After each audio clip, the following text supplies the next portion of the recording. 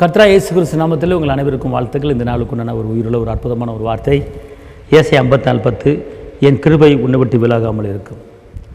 என் கிருபை உன்னை விட்டு விலகாமல் இருக்கும். இந்த உலகத்தில் யார் உங்களை விட்டு விலகினாலும், யார் உங்களை உதறி தள்ளிவிட்டு போனாலும் ஏசப்பா சொல்கிறாரு, என் கிருபை உன்னை விட்டு விலகாது.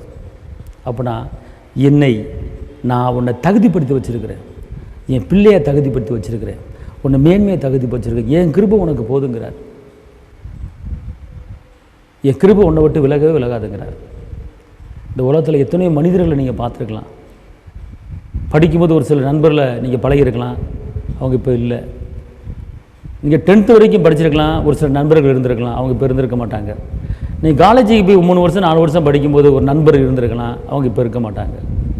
நீங்கள் வேலை பார்க்குற ஸ்தலத்தில் ஒரு சில நண்பர்கள் இருந்தவர்கள் இப்போ இருக்க மாட்டாங்க. எல்லாம் வந்த வண்ணமாக போயிடுவாங்க, கடைசி வரைக்கும் யாரும் கூட இருக்க மாட்டாங்க.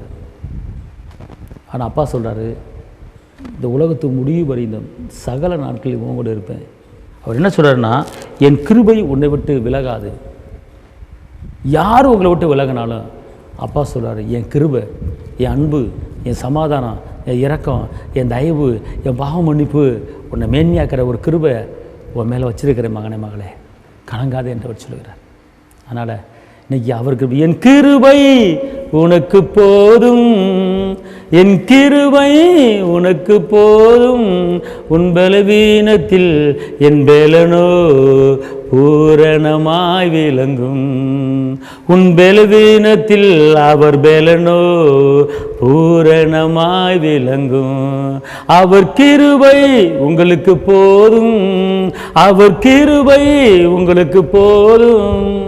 யார் உங்களை விட்டு போனாலும் கவலைப்படாதீங்க, ஏசாப்பாவுடைய கிருபை உங்களுக்கு இருக்குது. அவர் உங்களை ஏந்துவார், உங்களை தாங்குவார், உங்களை தப்புவிப்பார், உங்களை கனப்படுத்துவார். பெரிய காரியம் உங்களுக்கு நடக்கப் போகிறது. தைரியமாக இருங்க, அவர் கிருபை உங்களுக்கு இருக்குது. உற்சாகமாக இருங்க. உங்களுக்கு ஆட்சிப்பிக்கிறேன். தகப்பனே இயேசுவே, உண்மை நன்றியோடு துதிக்கிறேன், ஸ்தோத்தரிக்கிறேன்.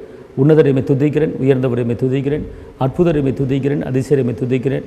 அப்பா, இந்த வேலையில் இந்த நிகழ்ச்சியை பார்த்து கொண்டு இருக்கிற தேவ பிள்ளை மேலே தேவைகளை சந்திங்க தகப்பனே. என் கிருபை உனக்கு போதும் சொல்கிறீங்க. உங்கள் கிருபையால் மூடிக்கொள்ளுங்க, வல்லமையால் மூடிக்கொள்ளுங்க, பலத்தால் மூடிக்கொள்ளுங்க, இரத்த கோட்டைக்குள்ள மறைத்துக் கொள்ளுங்க. ஆசீர்வதிங்க இயேசுவின் நாமத்தில் பிதாவே, ஆமென். கர்த்தர் உங்களை ஆசீர்வதிப்பார். ஹல்லேலூயா.